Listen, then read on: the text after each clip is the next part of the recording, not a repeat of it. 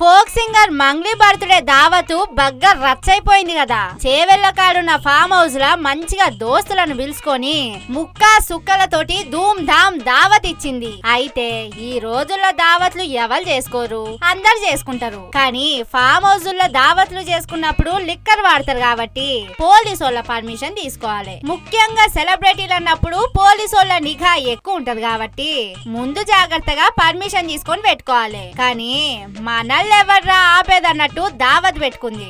అయితే దావత్ వచ్చిన వాళ్ళ దాంట్లో కొంతమంది గంజాయి కొట్టి ఉన్నారట. పోలీసోళ్లు పోయి ఫామ్ హౌస్ మీద రైడింగ్ చేసి అందరికి టెస్టులు చేస్తే గంజాయి కొట్టి కొందరు దొరికిందట. ఇక వాళ్ళ మీద కేసు రాసిండ్రు పోలీసోళ్లు. అట్లనే పర్మిషన్ లేకుండా పార్టీ పెట్టిండ్రని ఈవెంట్ మేనేజర్ మీద, ఫామ్ హౌస్ మేనేజర్ మీద కేసులు పెట్టిండ్రు. 4 పైసలు కండ్ల పడంగానే నా అంతోడు లేడన్నట్టు గంజాయి తోటి దావత్ ఇచ్చేంత గలీజ్ పనులు చేసుడు ఎందుకమ్మా? కష్టపడి తెచ్చుకున్న పేను ఇట్లా తాగబోతు దావట్లతోటి బద్నాం చేసుకున్నాడు ఎందుకమ్మా?